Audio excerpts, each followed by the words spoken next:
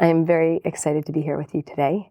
Not only have I followed your works and everything that you've done over the course of many, many years, since I got married 21 years ago, I've been following you, but many of the clients that I've worked with have followed you as well. They love your advice. They love that you're practical, that you're straight, that you say it like it is, and that you really, you give over the emes, you give over the truth of life and love and relationships and how to build something. So thank you so much for making time. Life, love, and relationships. It's a good summary, That's right? a good tag, yeah. Yeah. Life, love, and relationships. Okay. And you're doing quite well on the subject. This has been an incredible year. May 3rd of this year came out Jewish Matchmaking on Netflix, and it lit up the world. And something that's very interesting is that a lot of Jewish people said, like, oh, I'm not going to watch it. And I'm like, why? Why? And they're like, no, it's not going to be good for the Jewish people. It can't. How could it be good for all different types of Jewish people, Jewish and religious and secular and in different countries? And there's no way that this can be good. And after a couple weeks and a couple months, people started watching it more and more, and they're like, oh my gosh, this is wonderful. Thank God there's finally a program where we have a Jewish Orthodox woman, a mother, a wife, who is now doing matchmaking, and she's representing the Jewish people in a way that is true and honest and fair. And Jewish singles from across the spectrum. We had Jews on the show that never even dated another Jew trying out Jewish matchmaking, and people that were religious, that were willing to come on camera, which also was quite a thing. And it was non-Jews. And this was totally a Jewish program. But the people watching. Oh, the people watching, yeah. Yeah. No, I mean, the audience is primarily non-Jewish. It's Netflix, so it's all over the world. So where were they wrong when they said it can't work? What was their mistake? They don't know me. Oh, No, in general, the truth is I would agree with them. It would be very hard to portray fairly, but I'm somebody who is as non-judgmental as I can be, that I very much focus on who people are, what they want, and how to help them get it. And I'm not trying to turn them into something they're not. So if you're secular, I'm not trying to make you religious so then I can set you up. I'm just going to set you up with another Jewish person who's also not religious. I think people miss that. Yeah. Is that what they were afraid of, that you would try to convert the non-religious? Yes. Yes. Wow. Oh, paranoid. And that why, like, how could I set them up with somebody who wasn't religious? Because I'm religious, so I only know religious people. Uh-huh. I grew up secular, and I'm a Balas Tshuva. I became religious in my mid-20s, and I've been married for 21 years. So I have, a history of knowing both sides, which is why I think that I was an ideal choice to be able to relate to people and connect to people on all sides. Now, I have an allergic reaction to the word Orthodox. Yeah. Observant, is that any better? Yeah, much better. Okay, good. Because, Orthodox immediately sets up panic. Yeah. So, not for me. Not Observant. Orthodox. People ask my husband, what are you? And he says, I'm just practicing. They said, but what are you? He said, every day I wake up and I just try to do a little bit better than yesterday. Perfect. That's his answer. Perfect. You'd like him. the word Orthodox. Yeah. It's a buzzword. And it sounds harsh, too. Yeah. It's a harsh concept. Yeah. Orthodox means inflexible in some way. At least it has that connotation. Yeah.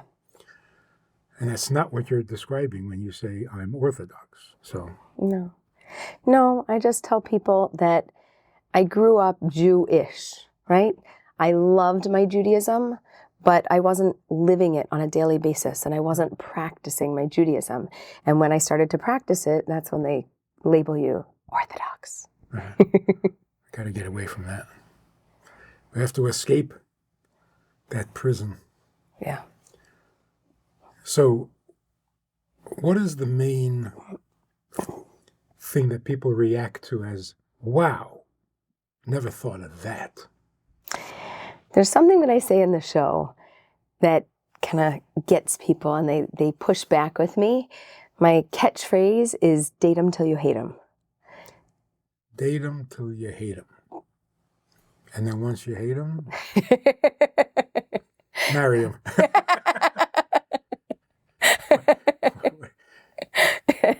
Well, so first of all, right, Judaism, we believe in loving your neighbor as yourself. So I don't really believe in anybody hating anybody. I actually don't like, just like you're allergic to the word orthodox, I'm allergic to the word hate. I'm almost embarrassed to say that I'm using it, but it's provocative and it grabs people's attention and it's completely memorable more than anything else. So the other way of saying that is, when in doubt, go out. And that's a very nice phrase, and nobody will ever remember it. Date them till you hate them. They're like, I know. I'm like, I'm not sick of them yet, so like, I guess I should go out again. I'm like, okay, yeah. But not just that you're not sick of them, but there are things that are nice and there are things that are other. not what you prefer. There's what you prefer and what you don't prefer. And you get a little bit of both in your partner, and we need more of what you prefer, and it has to warm and come to you over time. But a lot of people, they get caught up in saying, I don't want to lead anybody on. I said, this is dating. What do you mean lead them on? You don't know until you know. And if you don't know, you should go out. And they're like, I would know. If this was my person, I would know. And I have a theory that I think about 15% of the people in the world would know. 15% of the people in the world would go, I know it's my person. Another 15% of the people, they date you and you and you and you, and they like a lot of different people. They'd also be okay. And they would, not that they would know, but they have fewer preferences and they'd be okay with a lot of people. And about 70% of the people really don't know and have a very hard time knowing. And to say, well, if I don't know, I guess it must be wrong. If it's not a yes, it must be a no. And I'm like, it's not a default that just because you don't feel that it's a yes today after 2.5 dates, that it's absolutely a no. It's a ridiculous concept. I'm really trying to slow people's brains down and slow the process down because we're in a swiping culture. Yes, no, yes, no, yes, no. Okay, let's go on a date. No. That's it. It's not, people don't even give people 30 seconds. In about 3 seconds, somebody walks into the room, their decision has been made. They will never go out with you again. And then they'll sit there and they'll smile with you. What do you mean by hate?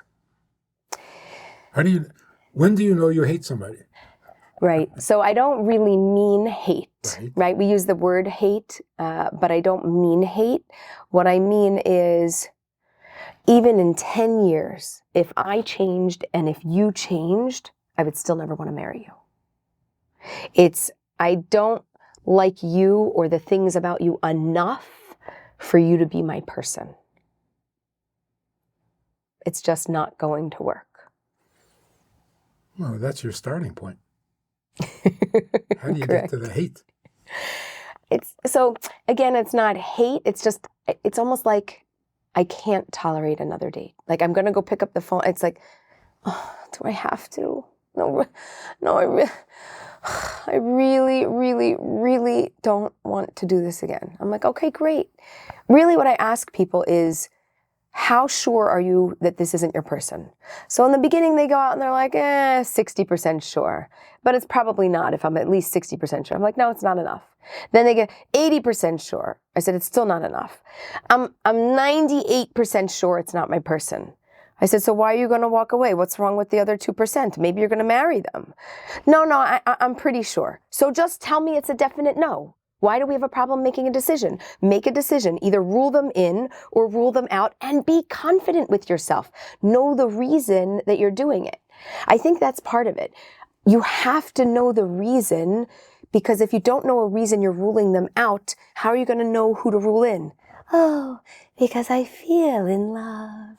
Because I feel like you're my person. I don't buy into just I feel, because tomorrow you're going to wake up and you're going to feel like they're not your person. And it's not a stable enough reason to pick somebody. But it's not a totally cerebral process either. Correct. So how do you balance that? So I have a system that's called soulmate clarity, and it takes your thinking and your feelings, and it gives you a visual of those two things. Those are two things that we can experience, but we cannot see and visually relate to. And it pulls that out and it combines it with my wisdom about relationships, and then we assess the relationship. So it is a combination of the head and the heart, but it gives us data. So I go through several different categories. One category is what I call qualities, which are what I value in a partner, and also the personality, because those things have to have an amount of alignment. My fears, in general, everybody has relationship fears. And the question is, what are they and how much does the person you're dating trigger them? And then there's the category of bothers, which is like all the other stuff of why you wouldn't marry the person, but it comes with the package. And there's going to be an amount of friction, but it's a tolerable level and not something that's overwhelming. So it's a little bit of a head-heart process that, for me, I like that we can evaluate it, that we can look at it. And when we do this and we have an actual chart and you look at that chart, if it's not right, it's because somebody didn't give me the true information. When they look at it, their face tells everything. They're like, oh, yeah, that's it. Or they look at it and they're like, no, that's not exactly right. Like, I don't feel like that. I said, well, you told me you did. They said, well, oh, but that's how I want to feel. Oh, great. The mystical, magical future of how you want to feel. But how do you really feel today? Well, what I've noticed, there was a time when people really believed that intimacy must be reserved for marriage. Many people believed it. But then in the 60s, it was completely rejected. Free love. Free love. So you can have intimacy without marriage. I think what that did is put a lot of pressure and a lot of focus on the relationship. Not about marriage. So now it's a little confusing because as a relationship it works, but not as a marriage. I really like her. Mm-hmm. Great relationship. Do I want to marry her? I'm not even sure I want to marry anybody. Right. So relationship and marriage have become separated, just like intimacy and marriage. So a big part of the problem is, do I want to marry this person? How am I supposed to know? Marriage means living my life with this person. I don't know that I have a life.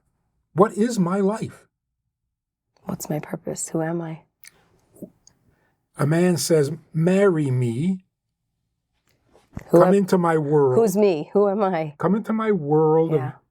And you say, well, what is your world? I'm working on it. I'm thinking about it. Right, I don't know. So I'm figuring myself out. Right. So what am I joining? I'm joining you. That's a whole different issue. Yeah. You can like a lot of people. Right. But you don't marry them. Right. Is it also true you can marry somebody and not like them? Yeah. Yes. Yeah. All too common, isn't it? So exactly. The marriage ingredient is overlooked. Yeah. But intuitively, when it comes down to the marriage, it's also, whoa. I haven't even thought about marriage. I was just thinking about how much I like her. Right. Right. So it's got to be like somebody for marriage. Right. And for who they are. And if they can't define or tell you who they are, then I can't tell you if I like you. Not in psychological terms, because most people can't describe themselves psychologically. I love when people say, I'm the kind of person, and I'm looking at them like, no, you're not. Who told you? Where do you even get that impression from? No, I never. Oh, yes, you do. So people are not really aware, self-aware. They don't know themselves. Mm-hmm. The worst thing to do is to ask someone to describe themselves. Because they're going to lie, they're going to miss. I think it's an unintentional lie. Like you said, they're not self-aware. They don't know how to describe it. So what kind of person are you? Oh, very nice. Yeah, sure. So, but you have to know what you stand for. What is your life? What do you value? What do you believe in? But what are you? And don't say Orthodox. I always tell people, don't give me a list. I am nice, generous, loyal, true, sweet, loving, get rid of the commas. Outdoor type, because you walk to work. And I ask people when they tell me they're outdoorsy, I said, great, what do you like to do? They said scuba diving. I said, great, when was the last time you went scuba diving? They're like, 6 years ago on vacation. I said, oh, good. Tell me something that you like to do now. Well, I don't really have time. Good, so you don't have any hobbies. So you're not adventurous. You just aspire to be adventurous. So just write that, because that's true. See, it's very hard to describe yourself. Right. But if you can't describe your life, then you don't have one. Right. So I heard this really interesting guy on the radio. I don't remember his name. Years ago, they had these psychologists or whatever counselors online. Yeah. And it wasn't just show. This was, they had content, right? This one guy was really special. This woman calls up and says, I'm going out with 2 guys. I like them both. I can marry either one of them, and I can't decide. And I was thinking, I would say, so hang up the phone and, like, what do you want? You want me to decide? What are you asking? Yeah. Why are you dating 2 guys in the first place? You get yourself into this ridiculous. All right. But he says, close your eyes. 10 years from now, you're married. You're standing by the kitchen sink. And you hear the front door open. And your husband walks in and you turn around. Who is it? And she says, Jim. Oh, there you go. So subconsciously, she already knew. Yeah. If you don't know,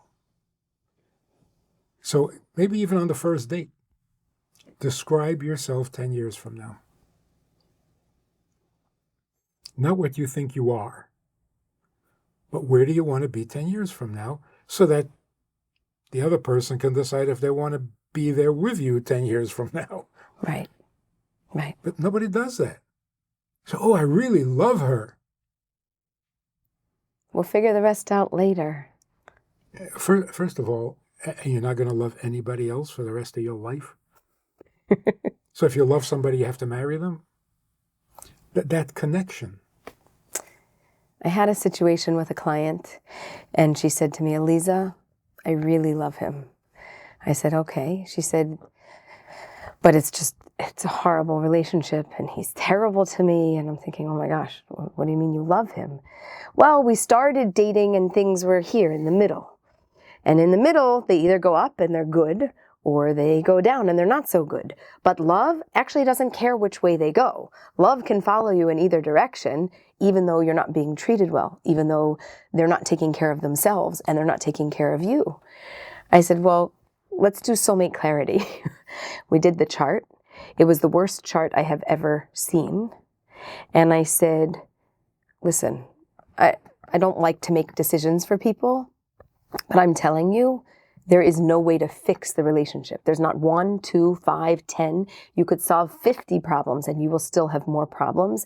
This is never a relationship that can lead to marriage. You make the decision what you want to do. Not that it can lead to marriage, sorry. You could get married, anybody can get married, but you'll never stay married. Guaranteed. There are cases where I can tell you 100% for sure, you'll never be able to stay married.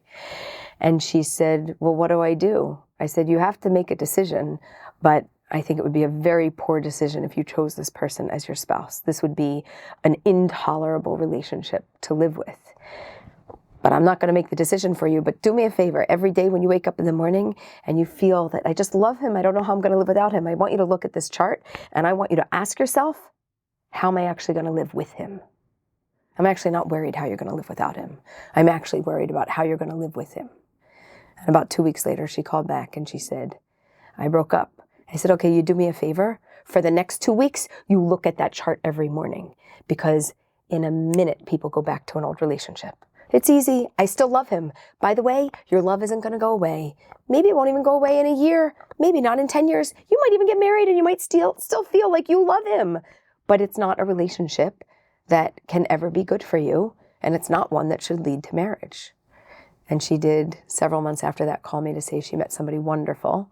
And she said, I don't even need soulmate clarity because I know that he's a good human who takes care of me and our values are aligned and our vision, our future, who I want to be, he wants to be. We're in alignment and I know it can work. Thank you. Love doesn't conquer all. Oh, love destroys all. When people tell me, we're in love, we want to get married. You're in love? Yeah. Well, then why get married? You're going to ruin love.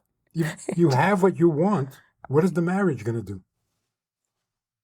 You want love, and you have love. Why ruin it by getting married? How do we entice them to marriage? Well, this is the point. The point is, if you're dating for marriage, then marriage comes first. First, you want to be married. Then you find someone to do it with because it's hard to do alone. Like every 9-year-old girl wants to be married, just not to a boy. Because boys are horrible. But they want to be married. Yeah. Why? What does it even mean? Well, they want to have a family, they want to be a mommy, they want to have a house where they can do whatever they want. Now find somebody to do it with. So the question is not who do you love and how much do you love. Do you want to be married? So I ask somebody, you're dating for marriage? Oh yeah. So when do you want to be married? Well, when I meet the right person. I can't stand that answer. Mm-hmm. I have something I call the due date, DEW, dating, engagement, wedding. When would you like to start dating? Then I ask them, how long would you like to date for before you get engaged? And how long from then until you get married? Plan it out. And they're like, oh, I can't do that. Like, I'm playing with fate. I'm not God. I was like, I didn't say it's going to work. I just asked you to make a plan so that you have a future so you know what you want. If you wanted to run a marathon, you'd probably jog a few times a week and figure out and pace yourself so you could reach your goal. So why are we not doing that with marriage? But there is this conviction. You first have to find someone and love them. And then, why? What? You want to get married? Yeah. When? Pick a month. When? Well, I can't say. I don't have anybody yet. You don't have to have someone to want to be married, because you're not marrying because of someone. If they're incredible enough, I'll marry them. That's horrible. How long are they going to be incredible? Just till the day you marry them. So, by the way, on the subject of hate, this week's Torah portion. Yeah. It says that Rachel was the loved one and Leah was the hated one. Well, you're not allowed to be married to someone you hate. Mm-hmm. And you're certainly not allowed to have children with someone you hate. And yet Leah was having all the kids. Mm-hmm. So what does hate mean? In that case, the simple answer is, relatively speaking. Not compared to the love that he had beloved. for Rachel. And when you're comparing, it feels like hate. Right. And it's not that he hated her. It's just that she was beloved and she was less beloved. Yeah. So why doesn't the Torah, it doesn't say less beloved. It does use hate. I think the Torah gives us more credit than we deserve. The Torah assumes you understand. Yeah. Yeah. I don't have to spell it all out for you. And if you don't understand, ask your teacher. Right. But you have to qualify every statement, So maybe date them till you hate them really ties into that, which is, it's just not that you hate them, but they're just not as beloved as maybe somebody you once dated or somebody that you will date. It's just not there for you in the way it needs to be. In a real sense, can you imagine yourself spending the rest of your life with him? No, that's hate. No. Right. No. That's not for you. Rejection. Right. Right. Hate, rejection. Yeah, Rejection. Yeah. Close Date enough. them till you reject them is not as catchy, though. No, it doesn't rhyme. You need a rhyme. Then there's another thing which is really, really painful, and you're married for 40 years, and your husband comes home and says, "We just hired a new secretary." And all the alarm bells go off, right? Mm-hmm. Maybe 40 years is a bit much. 30 years, okay? And you're threatened. Yeah. You're nervous. You can't sleep. Yeah. Now imagine the husband comes home and says, "We just hired a new secretary. She is gorgeous." Now you're ready to commit suicide. That kind of pressure is inhumane. Yeah. If that's how it's going to be, don't get married. It'll kill you. Yeah. You'll be on pills the rest of your life. Every time your husband walks out the door, you get nervous. Yeah. Or you can do what I did. I kind of retired my husband, and so I'm the one working. And you don't know what he's doing all day. So. That's also true. And he's coordinating carpool with all the friends and the mommies. Yeah. You pushed him into it. Thank God, married 21 years, have a solid relationship. What does that mean? Have a solid relationship?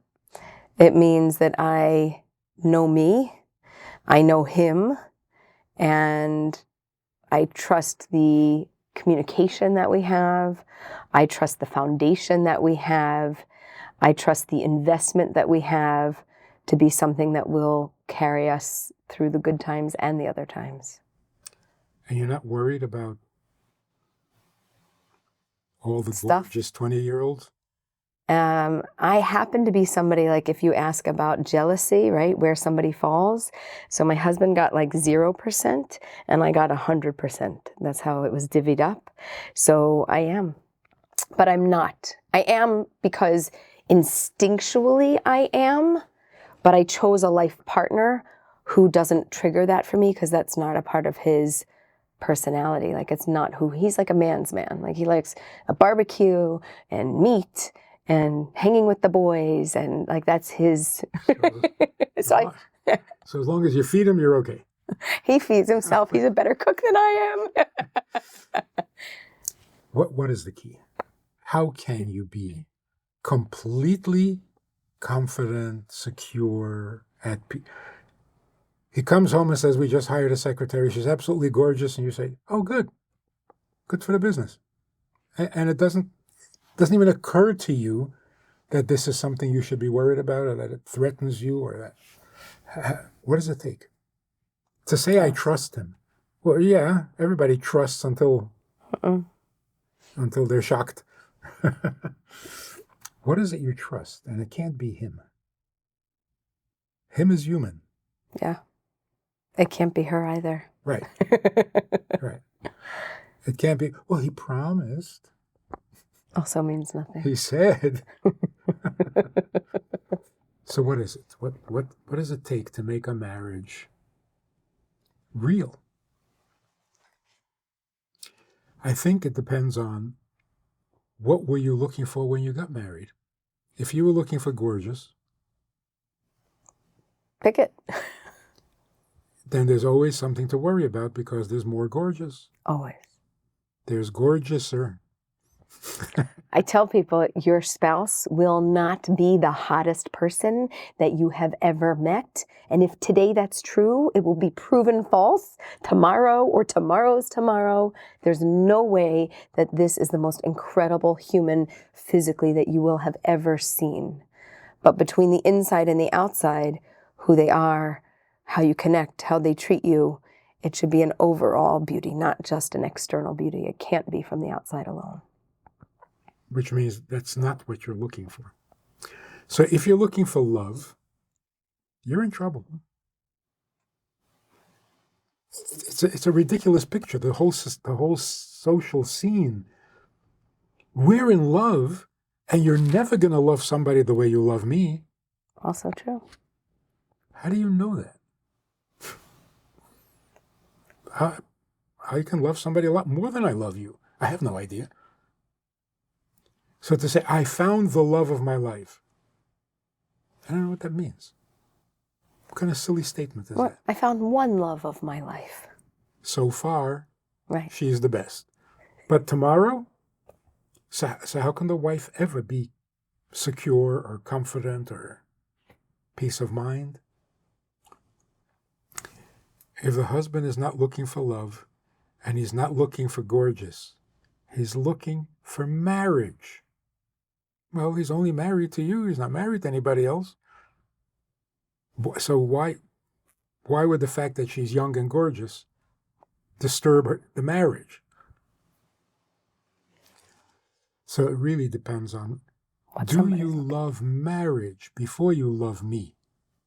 Because if you don't love marriage, what is there to talk about? I'm not marrying you. Mm-hmm. No matter how much you love me, no matter how much I love you.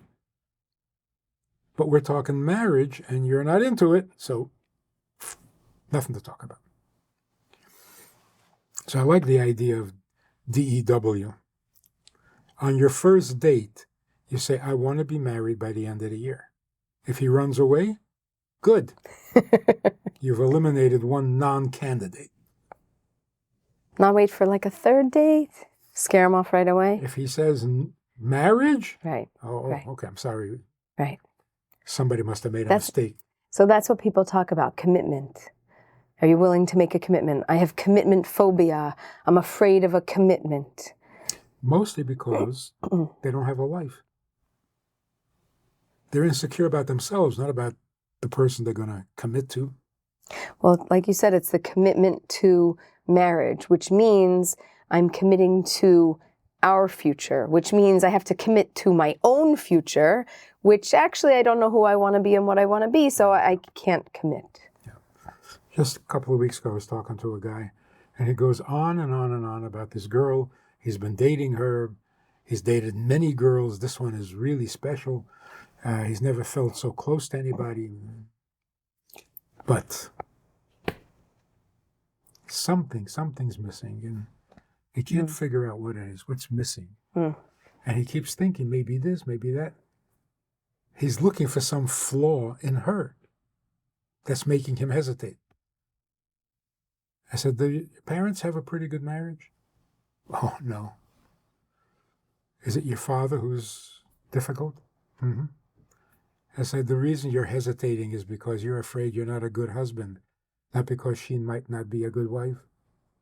Nothing wrong with her. You're afraid of your own ability to be a husband. So it doesn't matter who you go out with. And that's so common. Yeah. Yep. She's so nice. She really is. I dread the thought of what I'm going to do to her. Right. And they won't admit it until you push them. You think you're going to be a good husband? So we have to build people up before we put them together. Albert Einstein, the smartest man in the world, wrote a prenuptial in which he says, it is agreed that you will not expect any affection from me and never hold it against me. Never heard that. Wow. Honest man. So if a guy is honest, in the vows he should say, I will give you all the love I have. I may not have much, but I'll give whatever I have. Whatever I have. And Einstein says, I have none, so don't expect any. It's terrible. No, but it's not terrible. It's honest. It's true. Yeah. It's just you need a woman who has very low needs. Right. And there are people like that. And don't promise what you don't have. But I think the two things that are killing marriages is love and sex. Tell us more. Because they've replaced marriage. Right. You don't need marriage anymore. Right. You can have love without marriage. You can have sex without marriage. You can have kids without marriage. You can kill each other without being married. I mean, what do you need marriage for? Right. So it's a neglected subject. And yet people get married. Well, why? Why? Why should we get married? It's such a good question. You get married to create a home. Because if you don't create a home, you're not a complete human being. If you don't believe that, then love away, but don't bother getting married. So recently, with the world and the state that it's in, I have really honed into the core of my beliefs and how I want to change the world and what I want to do. And my new slogan is, world peace begins at home. All the problems that we have in the world, all the things that are going on, if we built a home that was stable and happy sometimes and healthy and functioning with good people that were loving and generous and tried really hard to work together to build what they need to build for a lifetime, then there wouldn't be certain individuals in this world behaving the way that they are. Fewer, for sure. Yeah. And there wouldn't be so much craziness. Right. Because your life is real. Right. People live a fantasy life. Everything's fantasy. Modern day it is. It's all Hollywood. It's all Disney. Yeah. We're living cartoons. Like, Yeah. And it's real. It's not an exaggeration. It's we are raised on fantasy. We believe in fantasies. So our lives are just not real. Yeah. And when that catches up to you, you become suicidal. It's really not. Here's really something we can talk about that is unique. The way you relate to your spouse is the way you relate to God. And the way you relate to God is the way you're going to relate to your spouse. And there's so many parallels. Like, for example, what do we know about God? Oh, we can't know God. He's not knowable. Just do what he says, for whatever benefits. But you can't know him. He's beyond knowing. There are people who have that attitude to their wife. Never understand women. Women. They're a total mystery. You'll never understand them. So just give them what they want. There's a whole phrase about, don't bother understanding her, just love her. Yeah. Which is terrible. Because if you don't understand her, then you're not close. Then you're living at arm's distance. Knowing is closeness. If you don't know her, there's no intimacy. Right. I think that's what it means when God says it is not good to be alone. What's not good? Seems pretty good. I can't tell you how many people say that. They're like, listen, my life is good enough on its own, so I'm only going to bring somebody in who's going to level me up so I can be better. And I said, well, I don't know if your definition of being good on your own is the same as how you're going to define living with somebody. It's not going to be easier. It's not going to be less complicated. It may sometimes bring you more joy and sometimes bring you a lot less joy. Mm-hmm. There's so many different nuances. So the wording in the Torah is precise. It doesn't say it's hard to be alone. No, it's hard to be with someone. I mean, if you're capable, Yeah. why wouldn't you want to be alone? and everybody always demands to be left alone. Yep. But then if you leave them alone, they just want you. they get depressed. Yeah. Yeah. So is being alone a good thing or not a good thing? So the Torah says it's not a good thing. It can be a practical thing. It can be easier. It can be healthier. Mm-hmm. But it's not good. It's not intimate. Mm-hmm. So if you don't know each other, it's a superficial relationship. Knowing gets past the surface. Without knowing, it's just external. Yeah. So the people who say, "Oh, I'm fine. God is not knowable. I'll just do whatever." That's a pretty shallow relationship. Right. You have to get to know God like you have to get to know your spouse. So that's one parallel. So I know I'm talking to a guy who's married. I say, "What do you know about God?" "Oh, he's not knowable." Your poor wife. Right? And it's usually correct. I hear.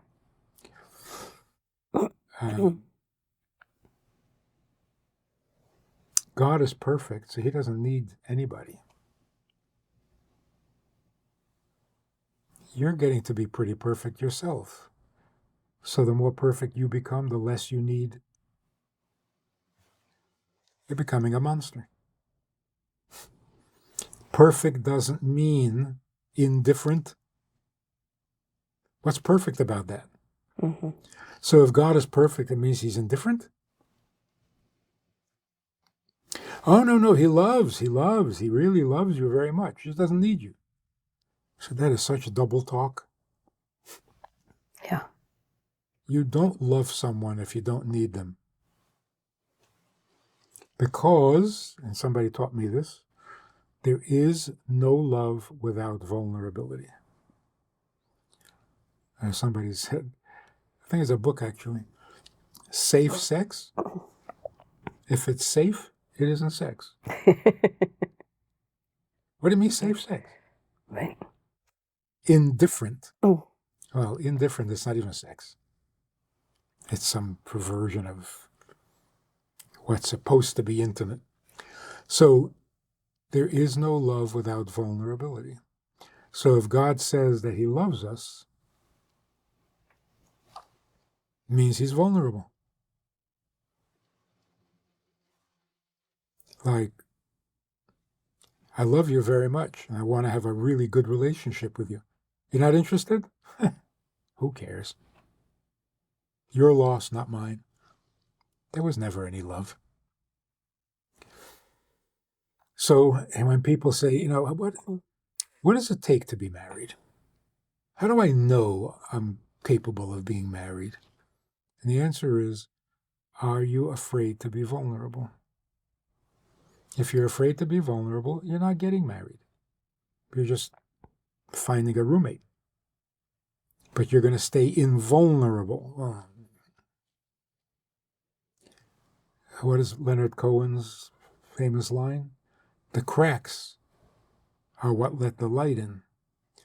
If you're not vulnerable, nothing can get to you. Right.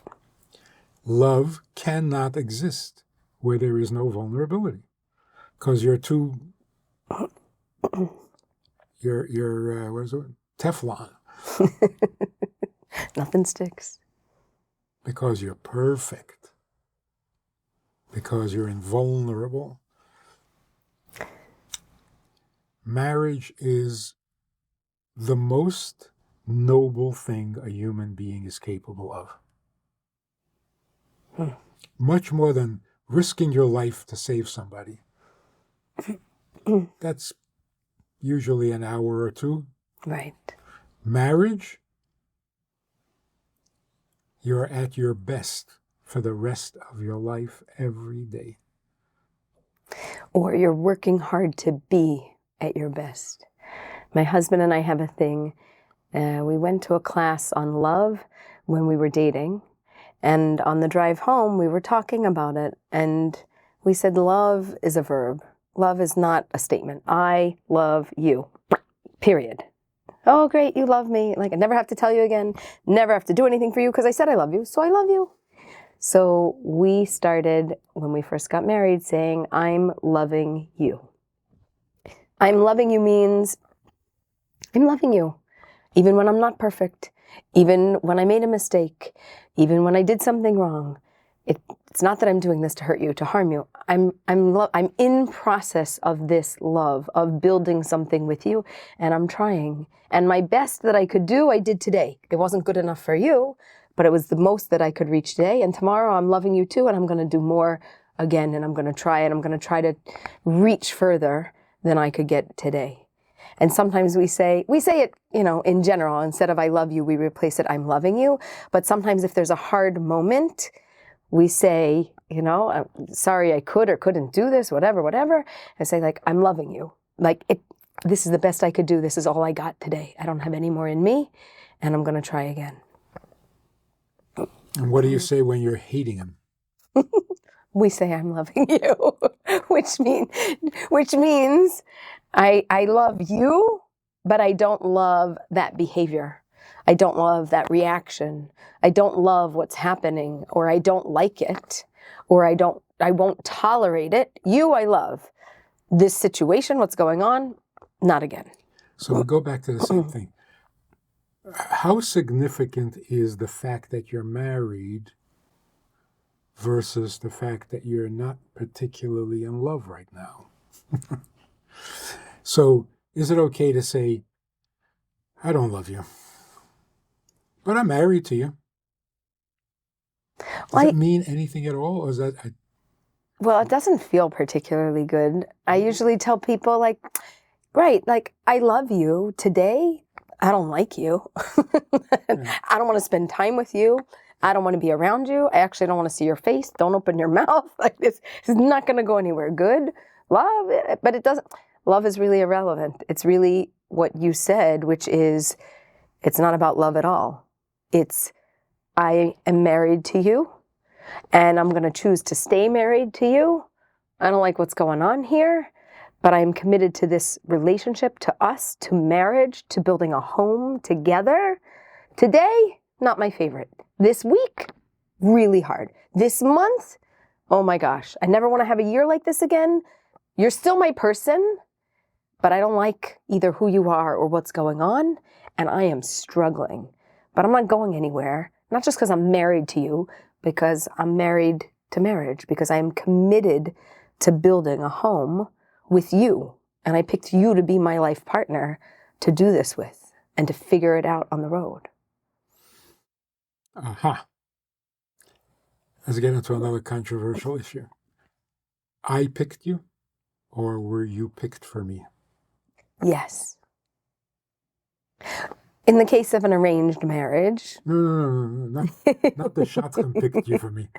No, but I'm saying in the case of an arranged marriage. Yeah, both. I think it's divinely arranged for sure, but I have free will. Sure. So this could be divinely arranged, and I can walk away and say, "There's, it's arranged, but I'm not going to choose it. I have to make that action in this world." Right. So when you say I'm committed to you because I chose, even if I didn't choose, you were chosen for me. I'm stuck with you. Yeah. And there's no choosing or unchoosing without destroying. So if we're meant to be together, the only way to separate is to destroy what's meant to be. Right. Yeah. Which is why divorce is a tragedy, or it used to be. Used to be. Yeah. So this is, I think, where people have the hardest time. What do you mean you're married to him? What is the meaning to that? You're stuck. You're just going to have to tolerate the horrors that are going on because you're married? People don't get it. We don't understand marriage. We don't appreciate marriage because it's been replaced with love and sex. So if the love is not there and the sex is not good, what do you mean you're married? Some people would actually say, if you're not having sex and you're not in love, you're not married. You're not married. You may go and have an affair because this is not a marriage. You say, oh, no, but you are married. Oh, what is this, a legality? Yeah. But it's not. It's something much, much more. What is more precious than love in our society? To me? Love is God in this world. Yeah. God is love and love is God. There's nothing higher. which is a disaster. There's nothing higher than what I feel for you. First of all, that's really arrogant. And it's really nasty because when I stop feeling that love for you, you're nothing. You're important because I give you importance with my love. And if I stop loving you, you're garbage. This is not a livable lifestyle. So what is more valuable, more satisfying than love? I can tell you what's more enjoyable. Chocolate. That's serious. I'm now craving chocolate. I never heard anybody say, I'm not in the mood for chocolate. But for love, you have to be in the mood. Right? Right? But chocolate? So we'll marry chocolate. So it's not, there's got to be something more than love. Because that is narcissistic. So what is it? Being needed. We need to be needed more than we need to be loved.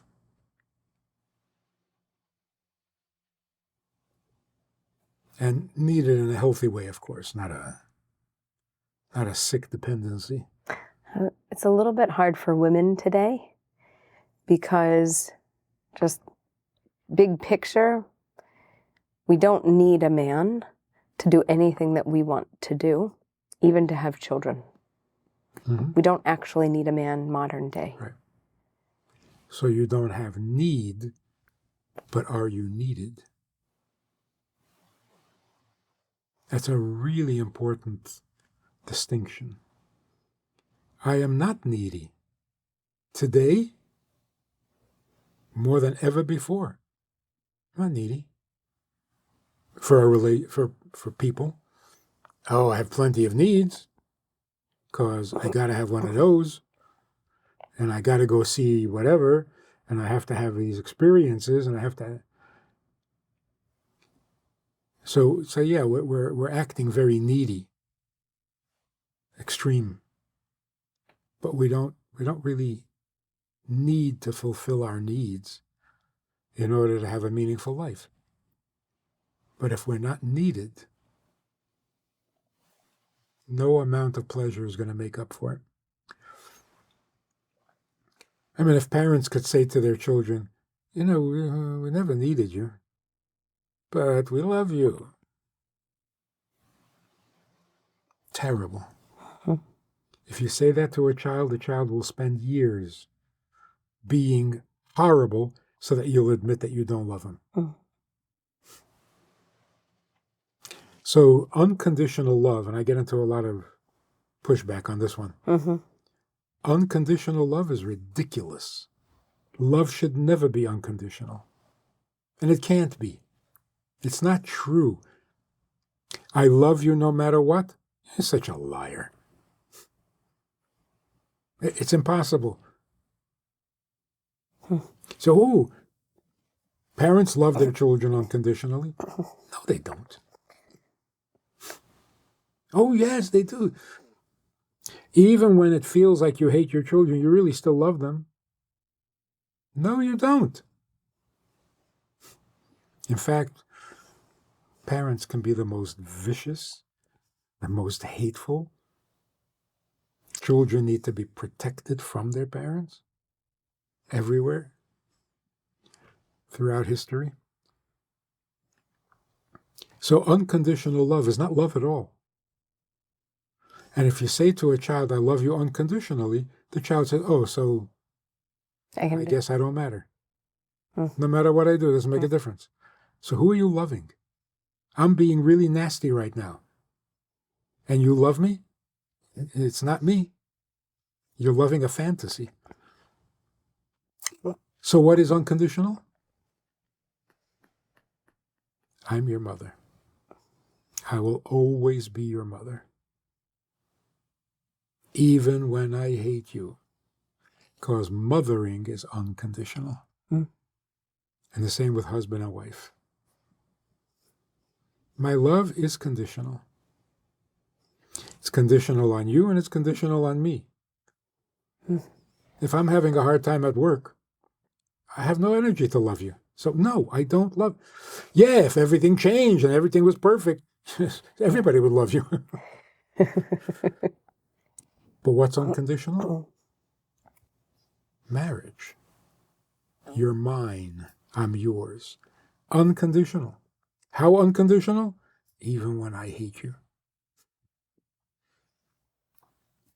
And that's why you can hire any secretary you want, and it doesn't threaten me.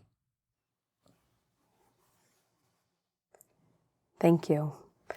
Thank you for your wisdom, for the definitions, for the clarifications. I do not think that there is enough of this wisdom in the world. And I think that if there was more, and when there is even more, I know you're doing your part, but when everybody else hops on the bandwagon, I think that there will be more healthy relationships, more desire for marriage, and I think that marriage will fall back into favor and be something that people desire even more than love and even more than sex. Well, your listenership certainly proves that it's not only popular, but necessary. And not only for marriage. It's life itself. If you're not needed, nothing will make up for it. And so you have to know that if God created you, you are needed. And if you know that you're needed, you can handle anything. I mean, Viktor Frankl pretty much says that, right? Yeah. If there's a purpose and meaning to your existence, you can survive anything. If there's no purpose and meaning, love is not going to make up for it, and sex certainly is not going to make up for it. And having a lot of stuff doesn't make up for it. It's just today more than ever, since October 7th. Yeah. People so desperately want to be needed. Yes. Yes, more than anything in the world. Personal needs are forgotten. I mean, millions of people spend hours in the streets championing a cause. They have no idea what they're doing. They don't know who they're, nothing. You can ask the average guy, are you supporting Palestinians or are you supporting Ukraine? Are they different? They don't know. They're desperate to be needed. Anything, for anything. Just give me a cause. They want to matter. They want to count. What about your home? What about your house? What about your job? What about your health? Forgotten. It seems. In the Jewish community, for sure. All we want to do is help, serve, be useful. Much more than we want to be loved. That's healthy. That's a good, healthy turn. Maybe we are healing. Amen. Thank you. Thank you.